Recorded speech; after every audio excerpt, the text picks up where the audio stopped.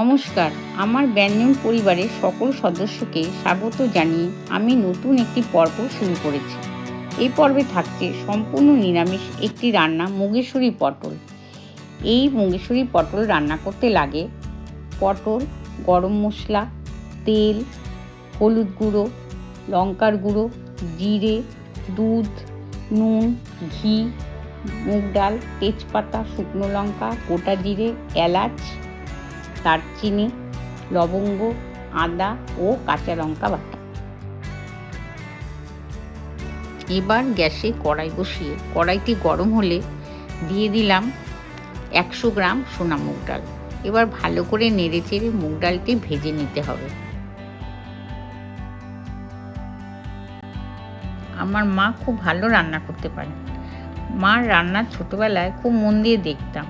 এই রান্না দেখতে দেখতে কখন যেন রান্না শিখে ফেলেছি তা নিজেই বুঝতে পারিনি। দেখুন, গল্প করতে করতে ডাল আমার ভাজা হয়ে গেছে।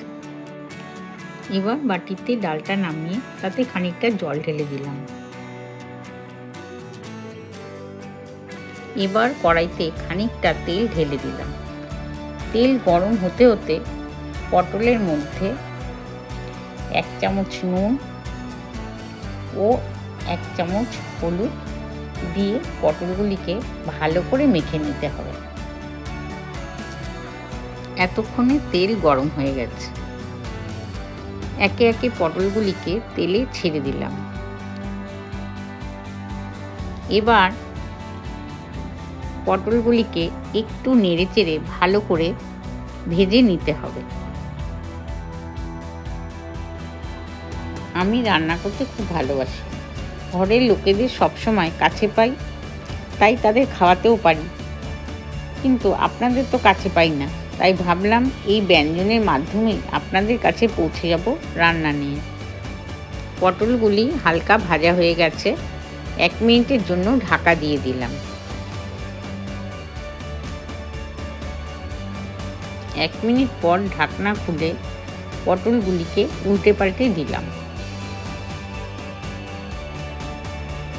পটলগুলি বেশ ভালোই ভাজা হয়ে গেছে।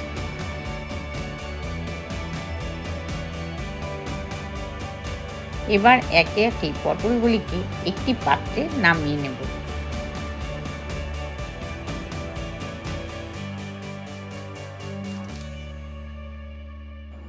কড়াইতে একটু তেল দিলাম, তার সঙ্গে দিলাম 1 চামচ ঘি। তারপর দিলাম তেজপাতা, লবঙ্গ, দারচিনি, এলাচ আর একটা শুকনো লঙ্কাকে চিড়ে দিলাম। তারপর দিয়ে দিলাম গোটা জিরে। ভালো করে নেড়ে চেড়ে তার মধ্যে এবার দিয়ে দেব আগে থেকে বেটে রাখা আদা ও কাঁচা লঙ্কা বাটা। এবার মশলাটিকে ভালো করে নেড়ে চেড়ে মিশিয়ে নিতে হবে।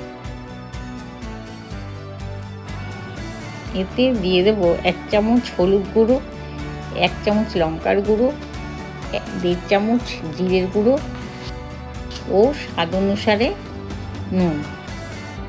ভালো করে মশলাটিকে নেড়ে চেড়ে সামান্য জল দিয়ে মিশিয়ে নিতে হবে, নইলে মশলা কড়াইতে লেগে যেতে পারে।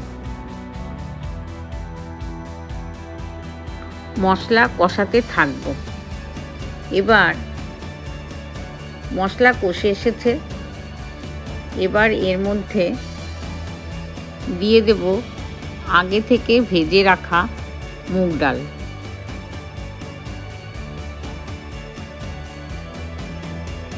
মুগ ডালটি ভালো করে মশলার সঙ্গে মিশিয়ে নিতে হবে।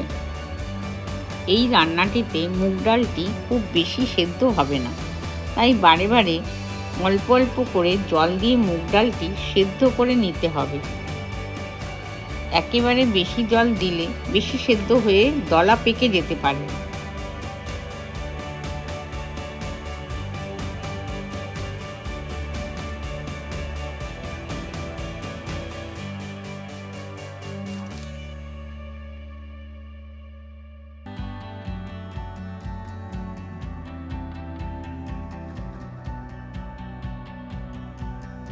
এবার 2 কাপ মতো জল দিয়ে ভালো করে নেড়ে চেড়ে 5 মিনিটের জন্য ঢেকে দিলাম। এ সময় স্টিমটা একটু কমিয়ে দিতে হবে। 5 মিনিট পর ঢাকনাটি তুলে দেখে নেব মুগ ডালটি সেদ্ধ হয়েছে কিনা। মুগ ডালটি আরও একটু সেদ্ধ হতে বাকি আছে, তাই আরও কিছুটা জল দিয়ে দিলাম। যাদের একঘেয়েমি নিরামিষ পদ খেতে খেতে বিস্বাদে জিভে চড়া পড়ে গেছে, তারা নিরামিষের দিনে এই পদটি একবার রান্না করে দেখুন, এটি বেশ মুখরোচক হবে। আবার ঢাকা দিয়ে দিলাম। দেখতে দেখতে 2 মিনিট হয়ে গেছে, এবার ঢাকা তুললাম। দেখুন মুগ ডালটা বেশ ফুলে উঠেছে আর রংটাও পাল্টে গেছে। দেখতে কিন্তু এখন বেশ সুন্দর লাগছে। এবার একে একে ভাজা পটলগুলিকে দিয়ে দিলাম।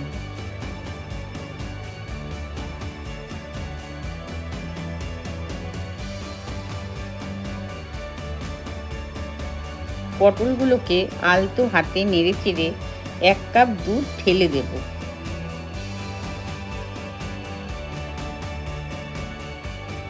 দুধটা ভালো করে মিশিয়ে নিতে হবে। এই রান্নাটি একটু মাখা মাখা ধরনেরই ভালো লাগে।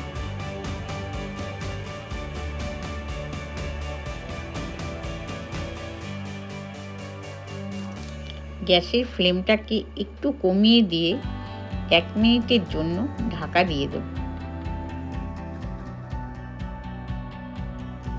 1 মিনিট হয়ে গেছে, এবার ঢাকনা তুলে একটু নেড়েচেড়ে গরম মশলা ও 1 চামচ ঘি দিয়ে দিলাম। রান্নাটি বাড়িতে করে দেখুন।